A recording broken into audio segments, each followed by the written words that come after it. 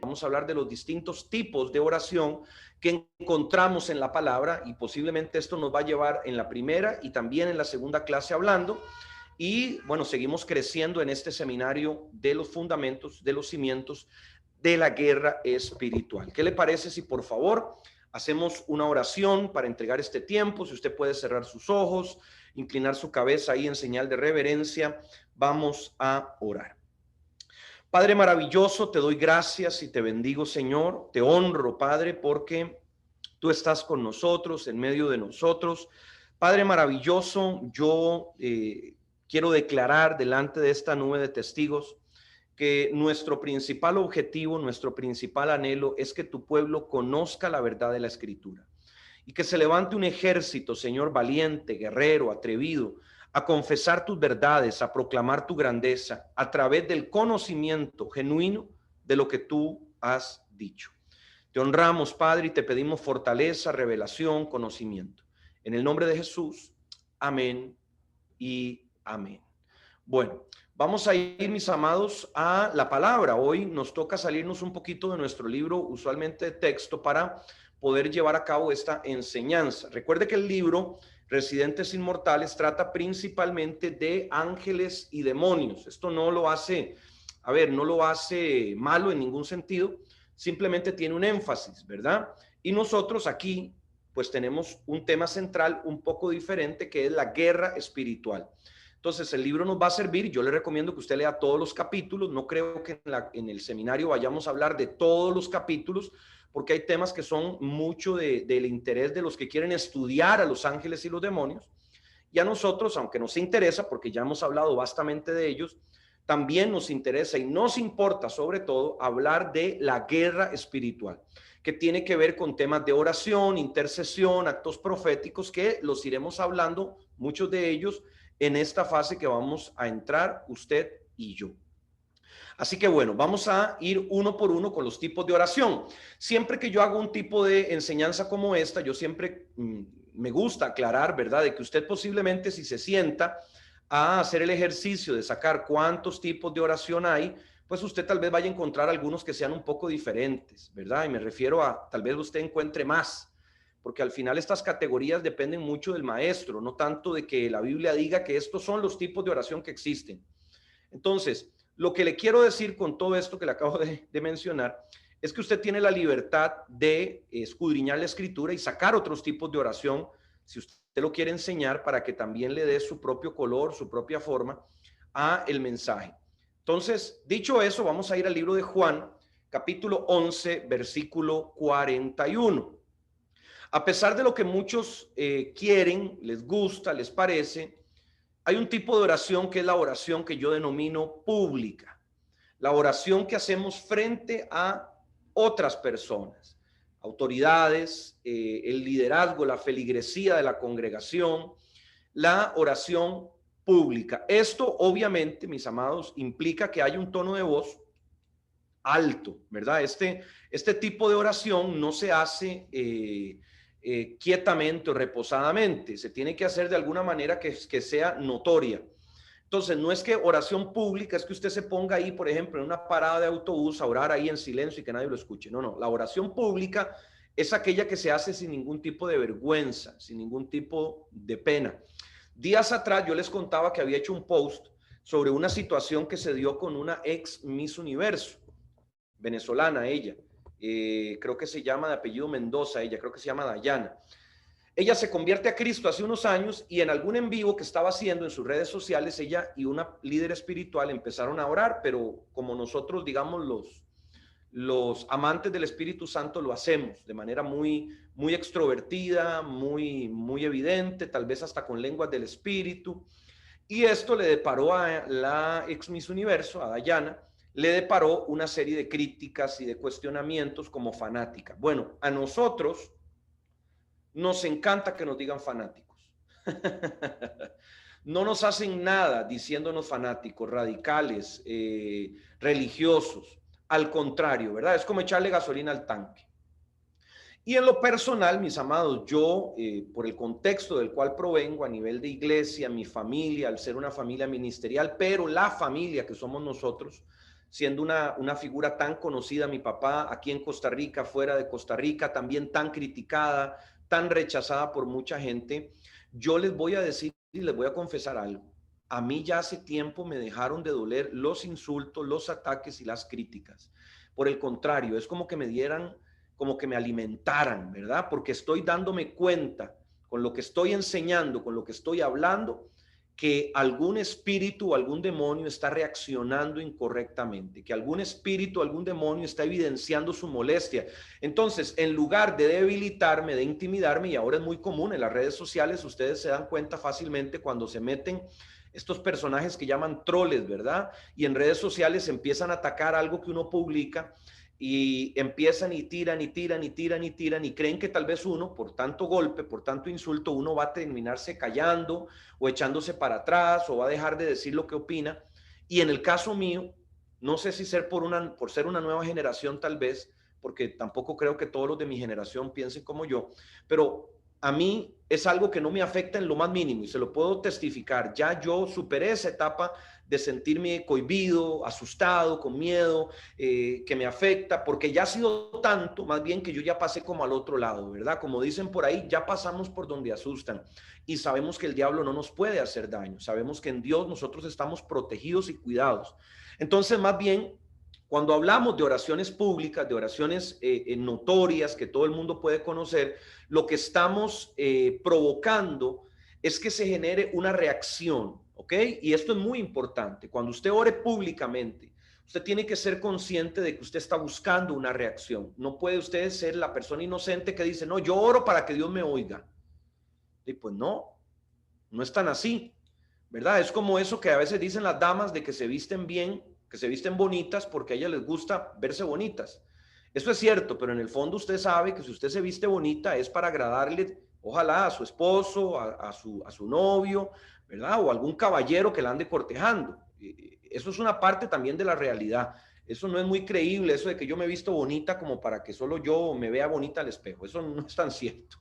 En el fondo, con el tema de la oración pública pasa parecido. Nosotros la hacemos no es porque simplemente nos gusta, sino porque estamos buscando que alguien haga algo, que alguien reaccione. Entonces, si yo me enfoco en eso y entiendo cuál es el objetivo de la oración pública, yo voy a saber cuándo orar públicamente y cuándo orar en silencio. Cuándo orar en mi casa, en mi cuarto, como dice también la palabra, o cuándo yo debo orar con fuerza, ¿verdad? Y es muy importante entender esto. Juan 11:41 dice, entonces quitaron la piedra que había sido, pues, donde había sido puesto el muerto. Y Jesús, alzando los ojos a lo alto, dijo, Padre, gracias te doy por haberme oído. Yo sé que siempre me oyes, pero lo dije por causa de la multitud que está alrededor. Vea qué interesante lo que está enseñándonos Jesús acá. Toda esa gente que critica el tema de la oración debieron haber venido a este curso, porque aquí Jesús mismo nos está enseñando que cuando Él habla, cuando Él alza su voz, cuando Él grita, cuando Él exclama, lo hace por quienes están oyendo. Entonces, podemos entender que las oraciones públicas no solamente son importantes, sino que son necesarias de parte de todo líder que tenga a su cargo gente. ¿Quiénes deben orar entonces pública y fuertemente? Pastores, líderes de célula, líderes de intercesión, apóstoles, profetas, evangelistas, porque ellos están orando a causa de quienes están a su alrededor. ¿Dios está sordo? No, Dios no está sordo. No es que si yo grito más duro, Dios me escucha mejor. Olvidémonos de ese tipo de simplezas, de comentarios burdos que algunos hacen, ¿verdad? Para criticar y para reírse de estas cosas. Es por causa de quienes están oyendo, de quienes están viendo, que necesitan un modelo, necesitan un ejemplo. Y yo creo que cualquier persona aquí que haya tenido hijos y sobre todo hijos pequeños, entienden muy bien estas cosas. Nuestros hijos pequeños son como esponjas, ¿verdad? Ellos están absorbiéndolo todo. Ellos están viendo qué hace papá, qué hace mamá, para luego repetirlo, para luego emularlo.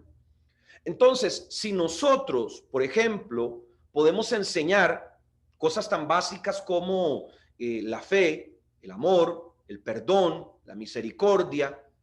Si podemos enseñar de eso públicamente para que la gente lo replique, pero no solamente lo enseñamos, sino que lo demostramos a través de actos de misericordia, a través de o darle de comer a las personas de la calle, o darle ayuda a los huérfanos, a las viudas. Si además de enseñarlo lo demostramos, la pregunta es, ¿cuál es el problema?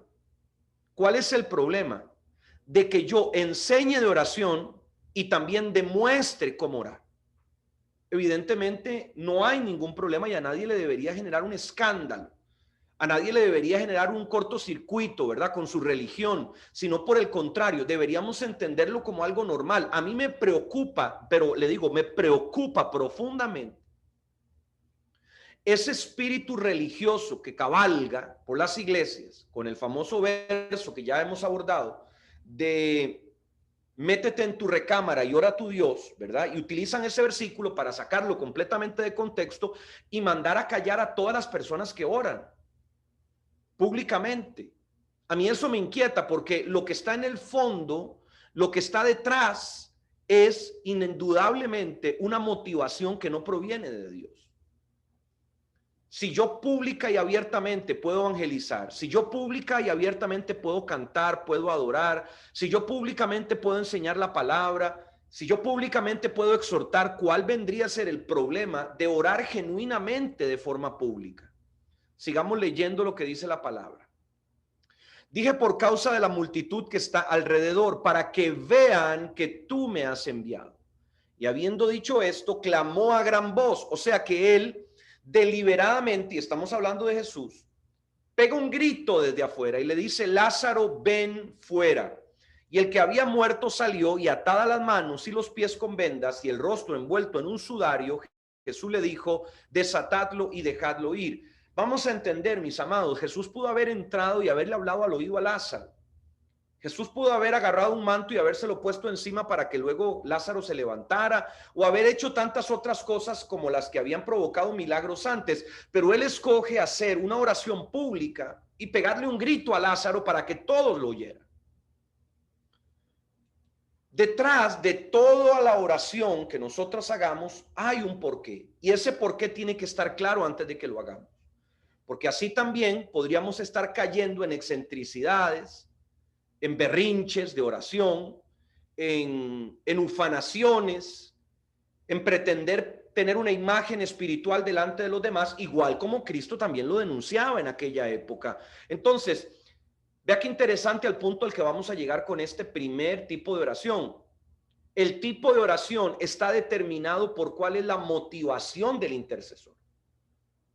¿Cuál es el objetivo que está movilizando tu oración? Eso va a determinar el género de oración que tú vas a implementar. Algunos dicen que la oración depende de lo que me rodea. Bueno, si hay inconversos o si hay conversos. Yo puedo orar de tal manera o de tal manera. No, mis amados. Eso es un principio que nos ayuda a entender para qué funciona cada cosa. Pero el mismo Pablo, aunque señala que el tema de lenguas debe estar restringido a cierto ambiente, también dice, no impidáis el hablar en lenguas. O sea, a pesar de que él da un consejo, él mismo se retrae y dice, pero no lo eviten, no lo impidan, no le pongan a nadie un freno. Entonces, para mí el mensaje es claro. Pablo nos está dando un criterio de un experto para que nosotros seamos los que tomemos decisión en base a cuál es la motivación de nuestro clamor. Entonces, a ver, olvídese un poco de quién lo rodea. Olvídese un poco de quién lo está mirando. Olvídese un poco de quién lo va a criticar, de quién lo va a señalar, y concéntrese en Dios. Concéntrese en cuál es la intención de su corazón. Para mí también de ahí emana lo que hablábamos de la famosa Ana, que de repente está orando a Dios y parece una ebria, una borracha, como lo denuncia el sumo sacerdote, pero es que en realidad para mí lo de Ana era una oración desvergonzada. Una oración donde ya no te importa quién está para señalarte. Lo único que te importa es tu comunión, tu contacto con Dios. Segundo tipo de oración. Bueno, si hay una oración pública, tiene que haber una oración secreta. Vamos a ir a Mateo capítulo 6, versículo 6. Mateo 6, 6. Este versículo ya lo hemos leído, pero bueno, lo voy a volver a repetir, no está de más la cucharada. Pero tú, cuando ores, entra en tu cuarto, cierra la puerta y ora a tu Padre que está en secreto, y tu Padre que ve en lo secreto te recompensará en público. ¿Qué tipo de oración nosotros hacemos en la intimidad? ¿Qué tipo de oración nosotros hacemos en el secreto? Y yo creo que usted ya ahí mismo, conforme va anotando el tipo de oración, usted mismo puede ir diciéndose, bueno, yo oraría sobre estas cosas en secreto, ¿verdad? Yo, por ejemplo, entiendo que en un matrimonio hay cosas que se pueden hacer, a ver, pública y abiertamente, pero hay otras cosas dentro de un matrimonio que están reservadas para la intimidad. Y eso no hace una cosa mejor o peor, no hace una cosa mala o buena, simplemente hay cosas o áreas en las que uno se mueve íntimamente con Dios y otras en las que no. Por ejemplo, si yo tuviera que orar por temas personales, por temas de algún tipo de tentación o algún tipo de problema físico o enfermedad que yo no quisiera que otros se enteren, pues yo oraría en lo secreto. Todo lo que tiene que ver con asuntos, como repito, íntimos, personales, yo los hablaría de esa manera, ¿verdad? Usted difícilmente se va a encontrar a alguien gritando y diciendo, Señor, perdóname por ser un ladrón.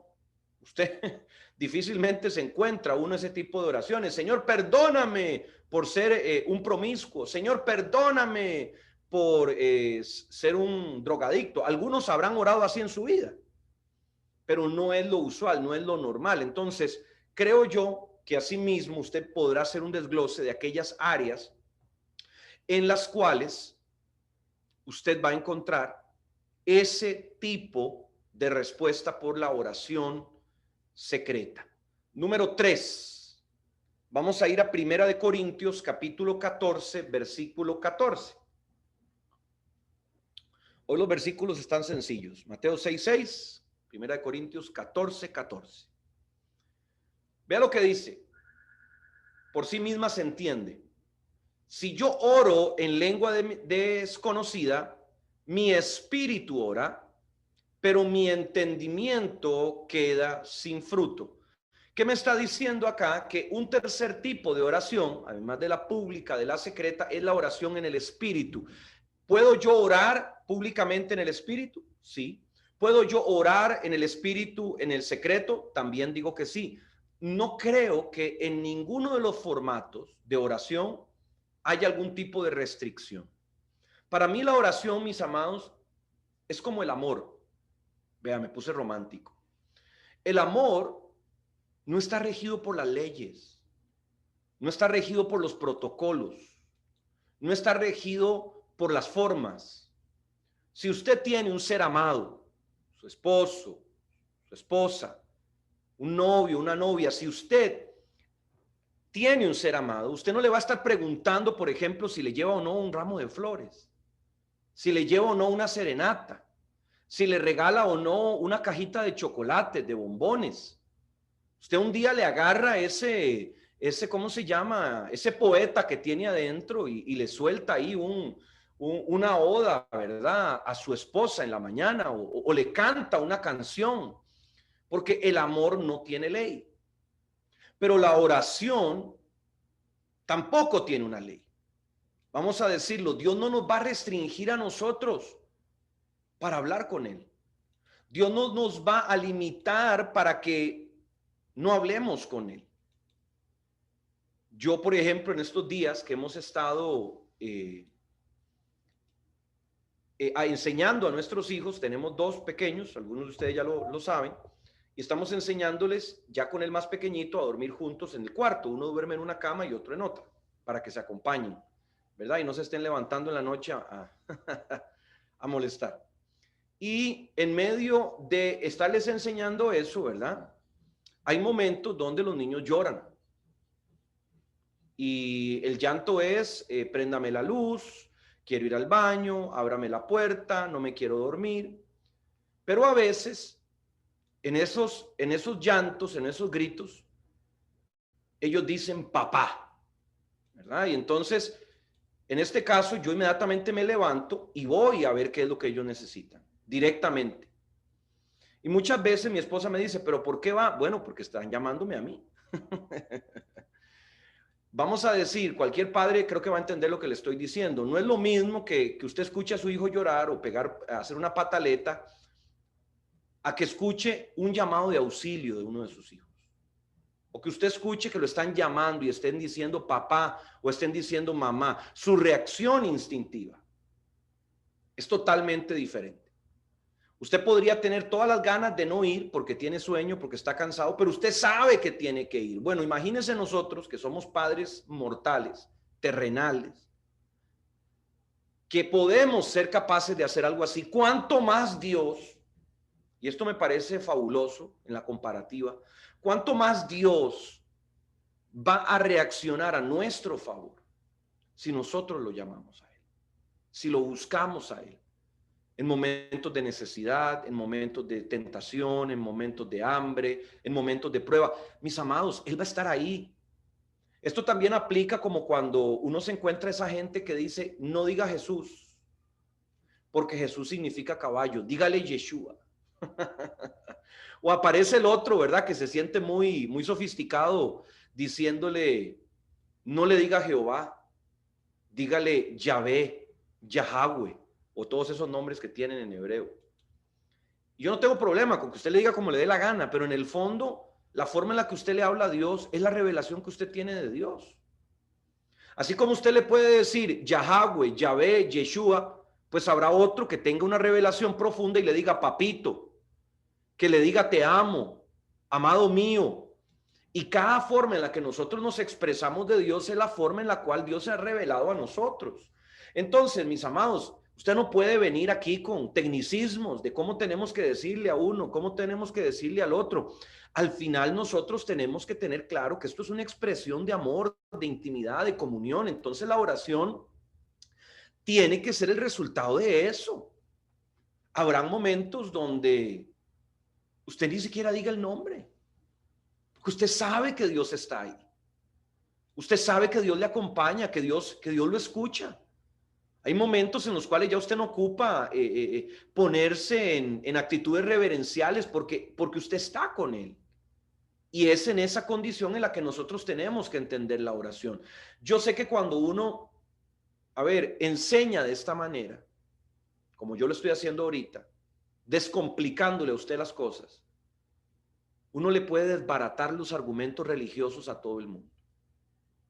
Cuando usted va a la esencia, cuando usted va a la sustancia de las cosas por las cuales Dios las implementa en la tierra, usted puede arrollar a los religiosos con mucha facilidad. Porque si usted empieza a rebuscar entre versículos, que una palabra, que una forma, que un verbo, que en griego, que en hebreo, usted siempre va a encontrar el que encuentra la excusa para hacerlo de la manera más religiosa posible. Pero cuando usted se sale de ese universo, donde todos son reglas, todos son formas, todos son protocolos, todos son mecanismos, y usted entiende que esto es comunión, que esto es relación, que esto es intimidad, a toda esa gente usted la tiene por loca. Porque usted no puede llegar a poner por encima ninguna ley por un vínculo entre un padre y un hijo. Usted no puede poner ninguna ley por encima de una relación tan amada, tan preciada como la que Dios tiene con nosotros.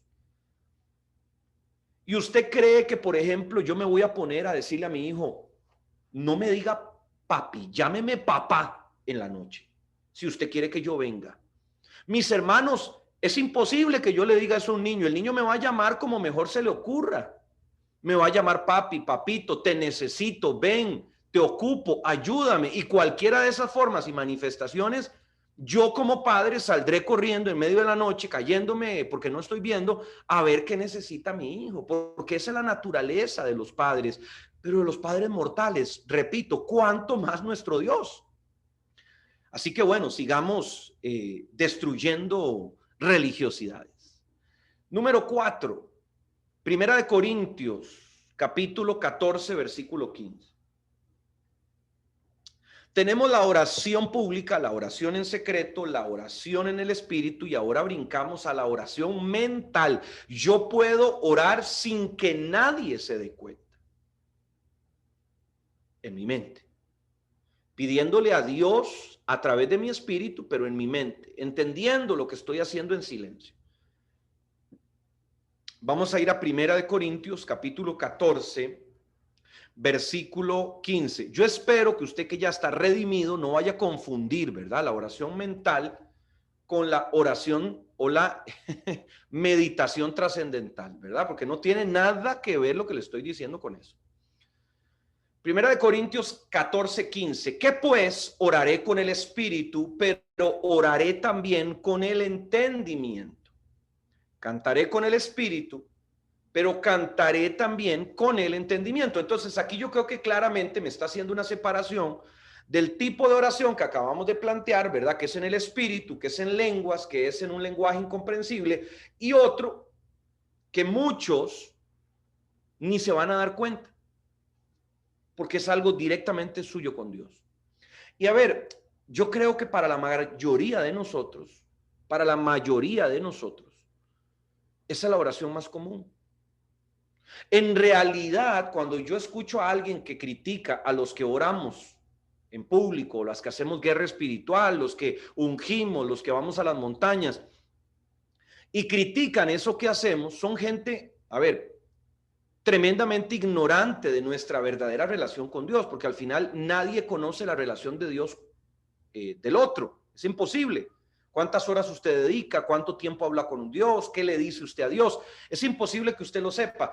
Pero también vamos a ser honestos, es muy probable, casi que diría en un 99.9% de probabilidades, que si usted es alguien tan loco para orar en público, tan loco para ungir, tan loco para ir a las montañas y orar, tan loco para hacer estas cosas en el espíritu y hablar en lenguas que todo el mundo le escucha, si usted es capaz de hacer eso, el 99.9% de los que lo hacen también hacen oración mental. También hacen oración secreta y posiblemente mucha más oración secreta, mental, personal con Dios que esto público. Entonces, lo que vemos en lo público al final es el resultado de lo íntimo.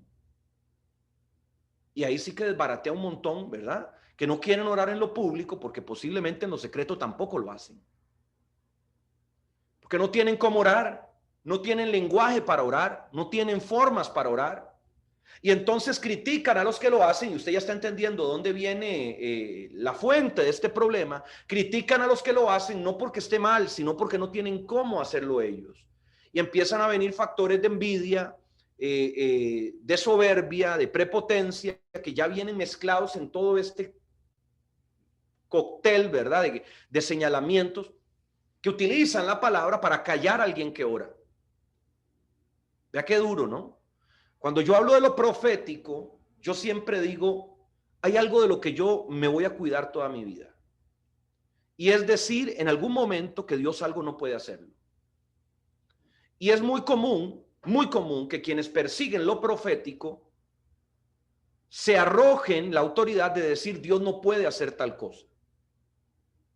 Y yo como ser humano en la condición que tengo, aún con la Biblia en la mano, yo no tengo autoridad para decir Dios no puede hacer algo, porque eso es lo que Dios justamente va a hacer. Y eso es en lo profético. Cuando yo vengo a hablar de guerra espiritual, yo aplico otro principio y yo digo, yo me cuido mucho y toda mi vida me cuidaré de impedirle a alguien de alguna manera que ore. A mí eso me produce muchísimo temor.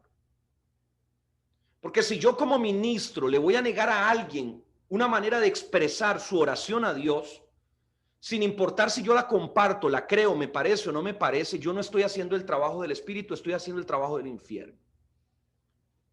A mí como líder, como quien está al frente, a mí me toca alentar a que la gente crea, alentar a que la gente ore, alentar a que la gente busque a Dios. ¿Cómo lo haga? ¿Cómo lo logre? Bueno, le ayudaré en el proceso. Pero decirle a alguien que no lo haga de determinada manera, así como aquella esposa de David se atrevió a burlarse de él porque se desnudó cuando el arca venía llegando al templo de Dios, una vez más, me tiene a mí más cerca de caer en esa categoría de gente religiosa, de gente que va a ser desechada, que de ser una persona del Espíritu, que está a favor de lo de Dios. Mucho cuidado y mucho ojo con eso, mis amados. ¿Seguimos o paramos? No, es broma. Número 5. Vamos a ir a Mateo capítulo 18, versículo 19. Hasta aquí todo bien, todo fácil, ¿verdad? La mayoría de ustedes dicen, esto para mí es pan comido. Bueno, le cuento que vamos a tener en total, escuche bien, 20 tipos de oración. Así que estamos apenas comenzando, estamos calentando.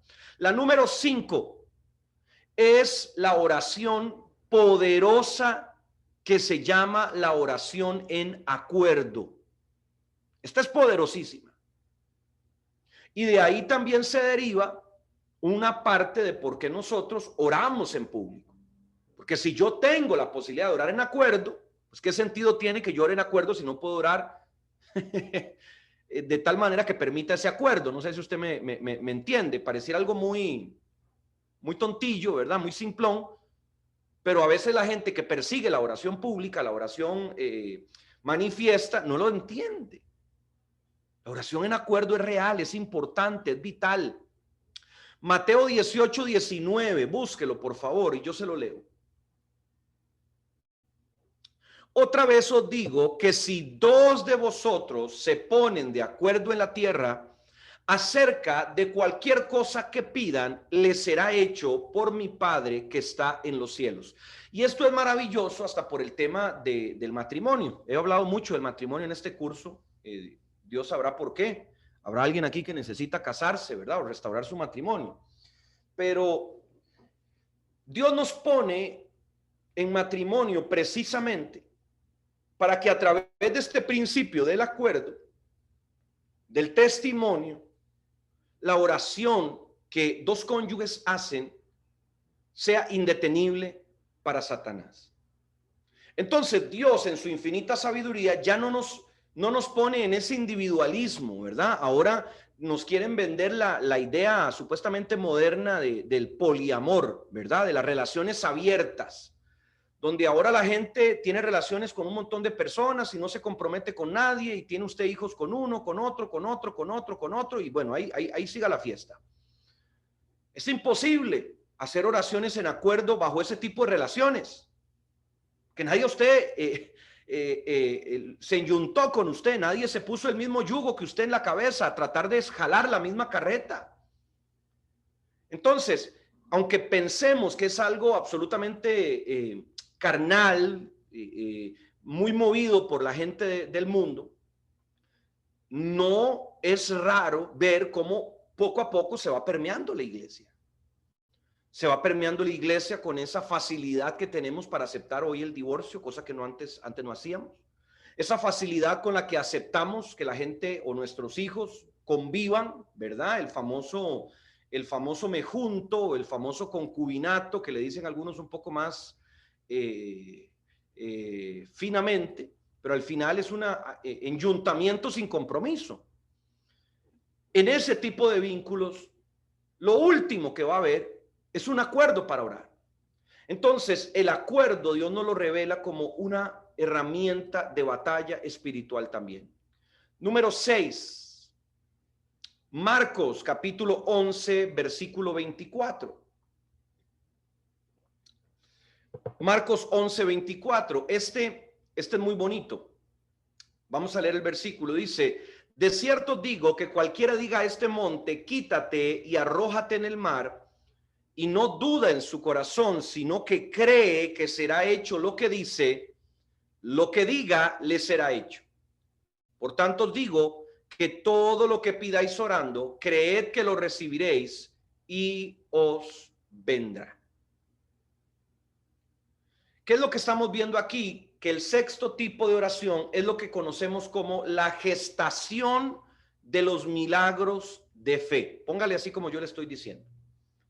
El 6º tipo de oración es la oración que gesta, que alumbra, que da a luz los milagros de fe. Hay todo tipo de milagros de fe. obviamente vamos a abordar uno que va a tener que ver con sanidad, que es muy específico, y vamos a tratar de entonces de hablar de fe en este tipo de oración como todo aquello que no sea un milagro de sanidad o que no tenga que ver con un milagro de liberación de demonios, que tiene que ver con el ejercicio de la fe. Entonces estamos hablando de temas financieros, estamos hablando de salvación, estamos hablando de restauración matrimonial, estamos hablando de milagros, por ejemplo, cuando nosotros creemos que Dios nos va a abrir puertas para un negocio o que Dios nos va a abrir puertas para mejorar nuestro lugar de empleo. Ese tipo de gestación de milagros de fe son los que Dios a nosotros nos desafía a que oremos por ello.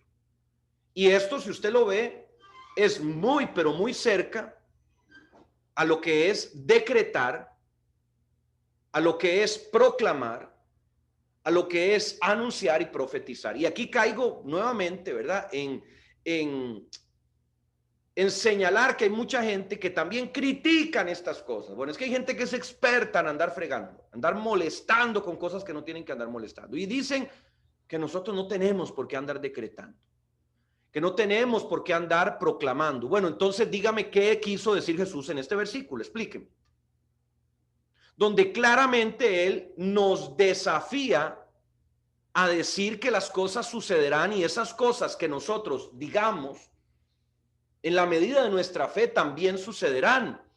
Entonces, cuando hablamos de decretar, mis amados, no estamos hablando de algo antibíblico, no estamos hablando de algún tipo de práctica de nueva era o cosas como ahora andan diciendo algunos. No, no, no, no, no, no, no. Es exactamente lo que Jesús nos dijo que hiciéramos. Si usted quiere cambiar el nombre decrete por afirmar, por anunciar, póngale el verbo que usted quiera, con el cual se sienta más cómodo. Hágalo, pero no ande molestando a los que usan esos nombres. Porque al final, ¿cuál es el principio? ¿Cuál es la motivación que mueve al que decreta, al que profetiza, al que declara? Bueno, esta misma, decirle a un monte que se quite para que el monte se quite. ¿Quiénes somos nosotros para juzgar y criticar a quien que lo haga? Creo que la palabra es muy contundente. Número 7, séptimo tipo de oración que vamos a ver hoy.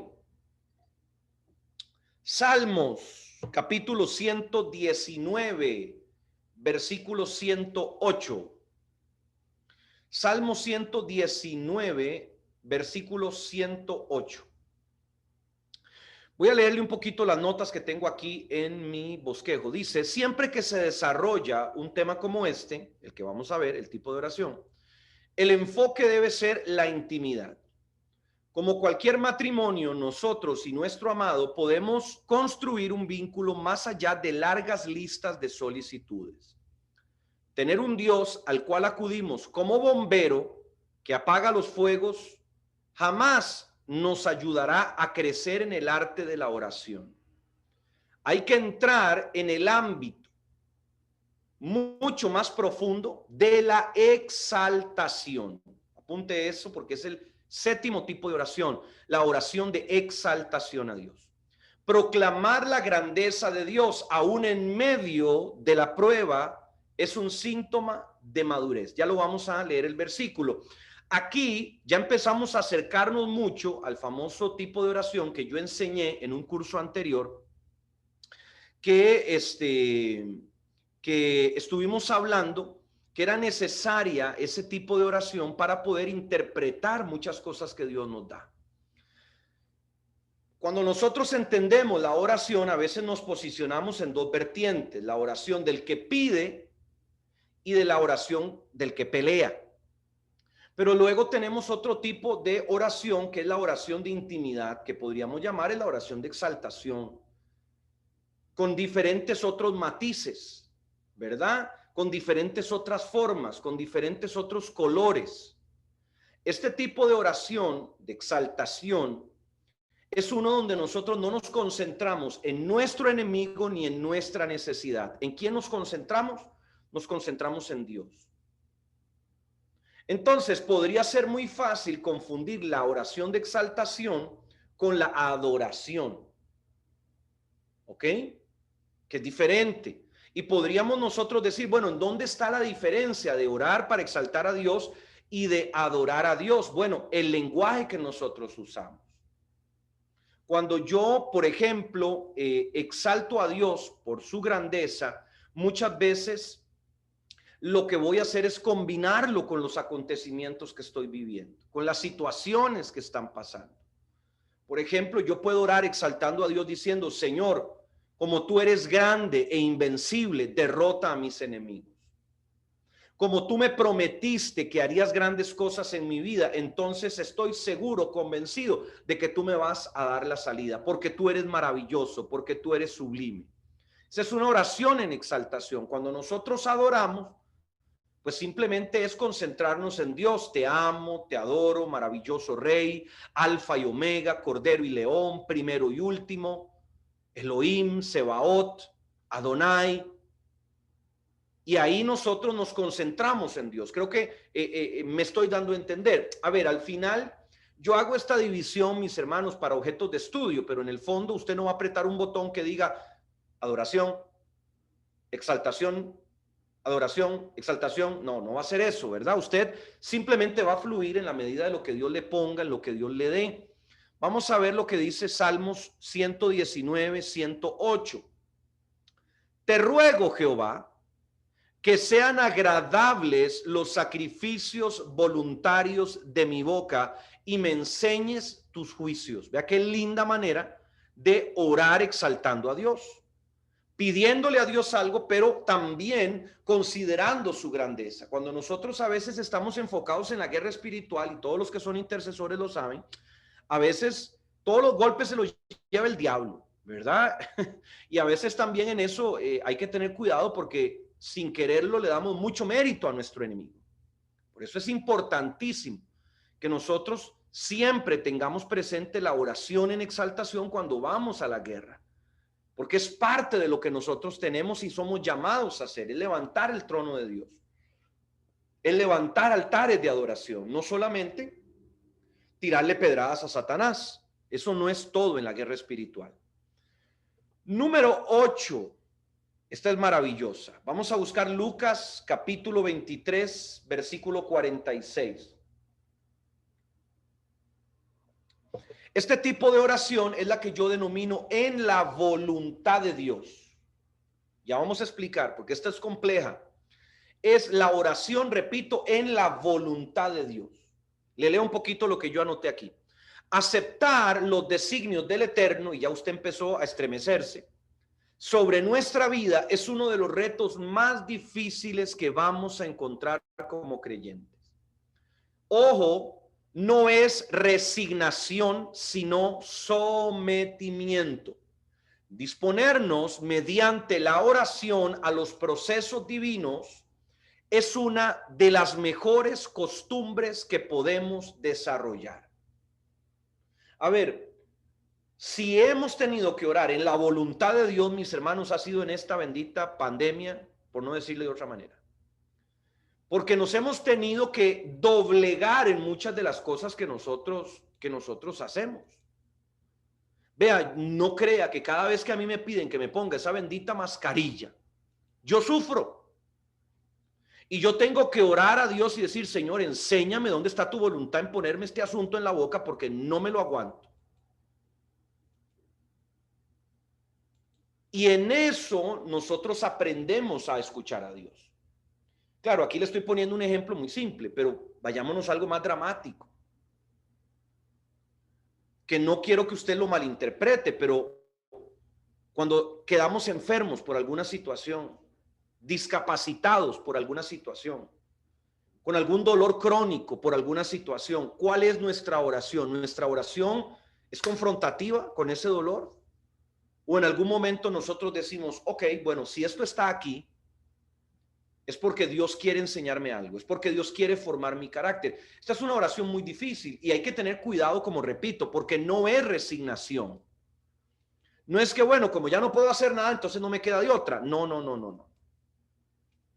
Es oración en la voluntad de Dios, ¿verdad? Cuando su hijo escoge a la nuera que a usted no le gusta, amada, oración en la voluntad de Dios. Porque a partir de ese momento indudablemente Dios a usted la va a procesar, le va a dar un carácter diferente y algún día esa mujer, confiemos en el Señor, le dará sus nietos. ¿Verdad? Usted no puede seguir orando como antes oraba, ¿verdad? Estilo karateca samurái. Usted ahora tiene que orar bajo un espíritu diferente en la voluntad de Dios. Tal vez usted diga, bueno, es que no es la voluntad de Dios, pero Dios lo permitió, y si Dios lo permitió es por algo. A veces la gente se afana mucho cuando es líder de alguna iglesia, ministerio, se afana mucho porque la gente logre encontrar el propósito de Dios en su vida. Y yo hace algún rato sigo teniendo ese interés, pero también sigo pensando que a veces Dios permite que haya gente que se acerque a nosotros, que sean nuestros discípulos, precisamente porque necesitamos que un Judas nos traicione. Aleluya. Necesitamos que aparezca alguno de esos hermanitos, ¿verdad? Prueba de alguno de esos hermanitos Lima, que viene a darle a usted con todo, que viene a usted a forjarlo, que viene a trabajarle la paciencia, que viene a trabajarle todo. Bueno, en la voluntad de Dios. Esto es maravilloso y esto es uno de los misterios de la oración. Cómo nosotros lograr encontrar el plan de Dios aún en medio de afrentas, de humillación, de situaciones difíciles. Por ejemplo, el embarazo adolescente de alguna hija, de una nieta, el suicidio de alguien que amamos, de la pérdida de un trabajo. Bueno, es que hay tantas cosas donde nosotros podemos entrar en esa batalla hasta con la propia voluntad de Dios. Lucas 23:46 dice, entonces Jesús, clamando a gran voz, dijo, Padre, en tus manos encomiendo mi espíritu. Y habiendo dicho esto, expiró. Bueno, todos sabemos lo que antecedió a estas palabras de Jesús. Antecedió a un dolor inefable, ¿verdad? Que ni siquiera podríamos comprender hoy, a un sufrimiento, a una humillación, a una vergüenza, que todo era por causa de amor a otros. Y es en medio de todo ese proceso que nosotros encontramos al Señor. Encontramos su voluntad, encontramos su plan. Y en este caso nosotros también tenemos que encontrar. Hemos perdido gente que amamos. Este COVID se ha llevado a mucha gente querida, a mucha gente querida. Y nos ha costado a muchos superarlo y entenderlo. Hasta el día de hoy hay gente con la cual yo me sigo imaginando que está viva. Pero eso no significa que no puedo encontrar también el plan de Dios en eso. ¿Hacia dónde Dios me quiere llevar en esto? Y hay algunos que necesitan conocer más esta oración.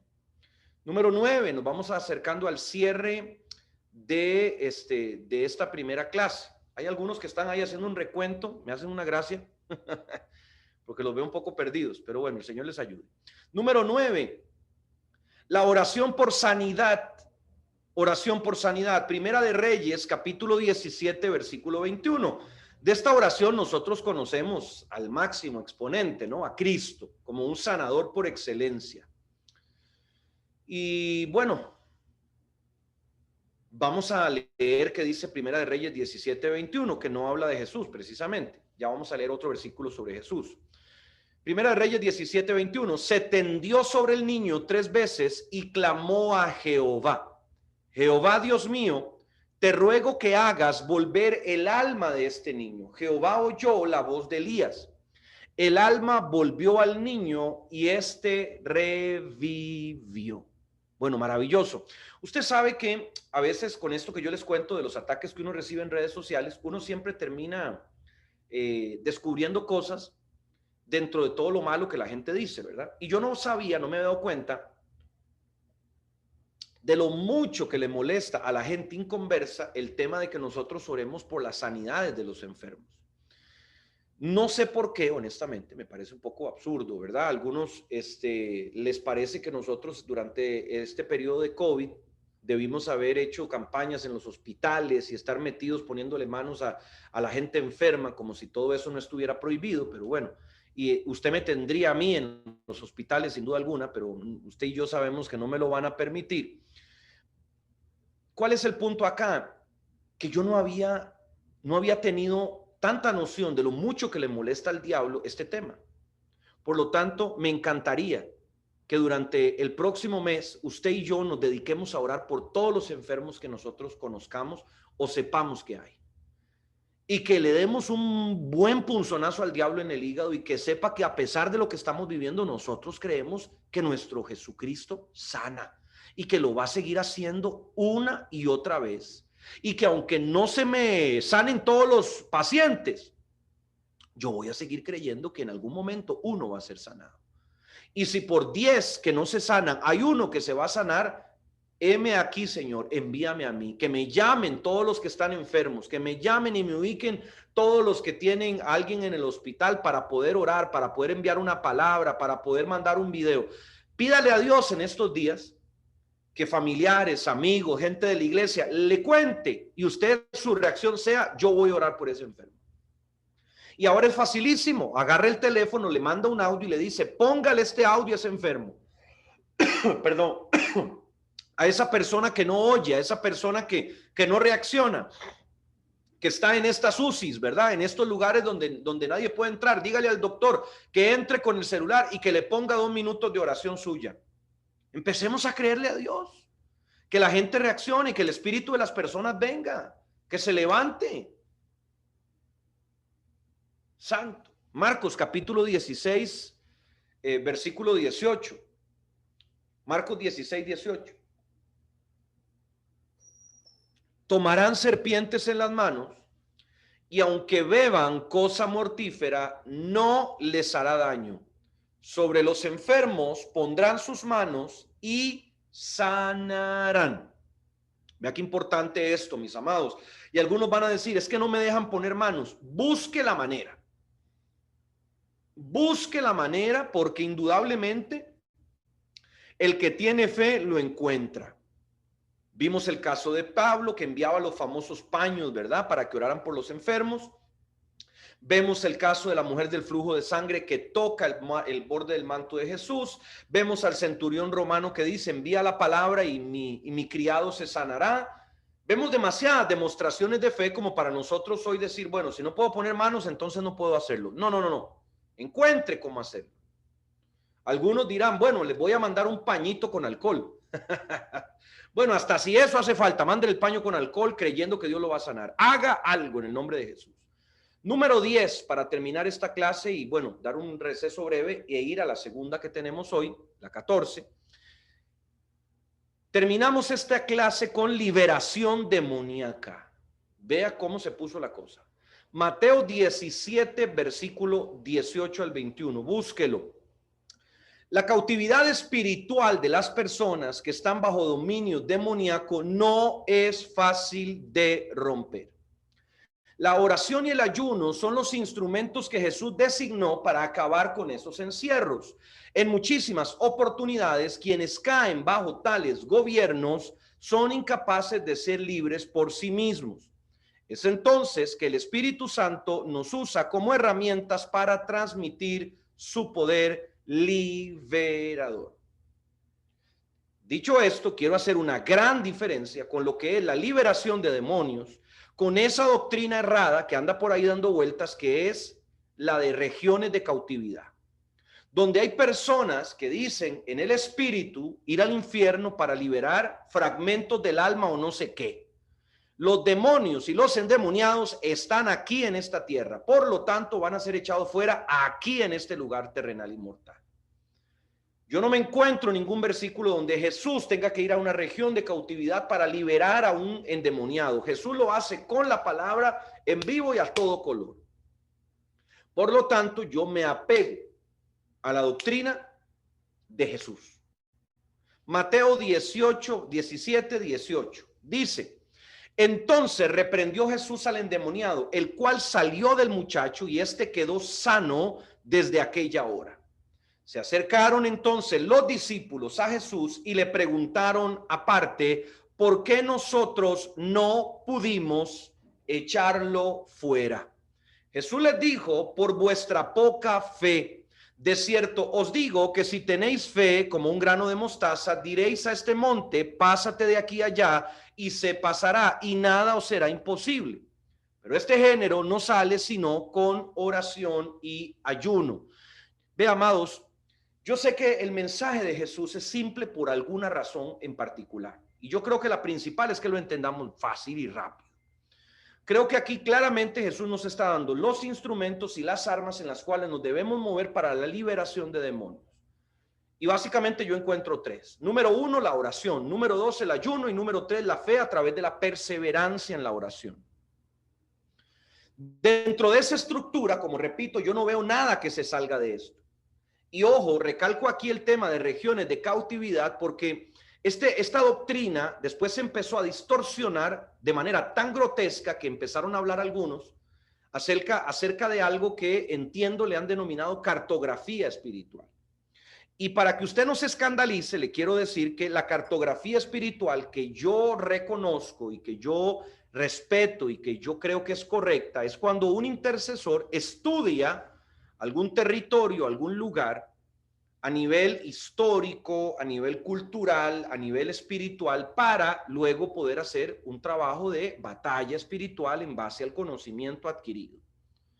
Pero hay una versión de la cartografía espiritual donde hay maestros que le enseñan a los intercesores a salir de su cuerpo en el espíritu para ir y supuestamente reconocer la condición espiritual en la cual se encuentra un territorio. Algunos le llaman cartografía y otros le llaman mapeo espiritual. Entonces, en el fondo el tema no es el concepto o el nombre, perdón, sino qué es lo que hay detrás de esa idea.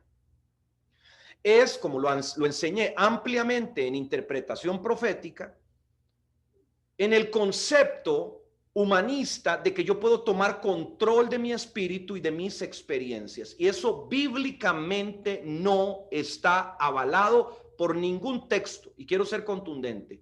Usted y yo no tenemos ninguna licencia de parte de Dios de determinar cuándo vamos a tener nuestras experiencias espirituales. Y repito una máxima que yo enseñé en ese curso que es aplicable para este punto, y es que toda experiencia del espíritu es espontánea y toda experiencia inducida es falsa o satánica.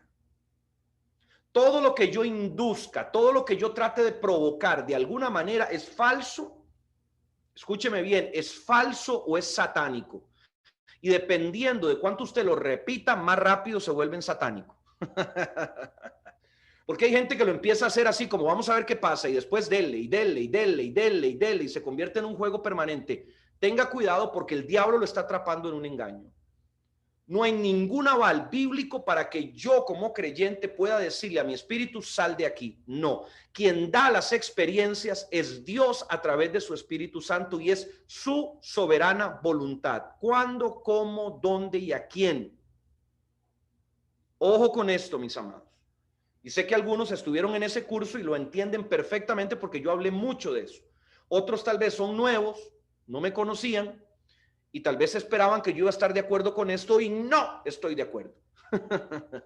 Yo estoy totalmente como rival de esta doctrina porque sé el daño que hace. Es una doctrina salida de lo correcto de la palabra y es fácilmente verificable. Entonces tengamos cuidado cuando detrás de un velo de santidad o de intercesión, nosotros empezamos a tomar control de nuestras experiencias, que voy al cielo, que voy al infierno, a través de adoración, a través de oraciones, a través de música, a través de esto, a través de lo otro. No, no, no y no. Como dijo una amiga de la adolescencia, jamás de los jamases de Jamacedonia, por favor. Así que bueno, mis amados, con esto cerramos esta clase número 13 de guerra espiritual.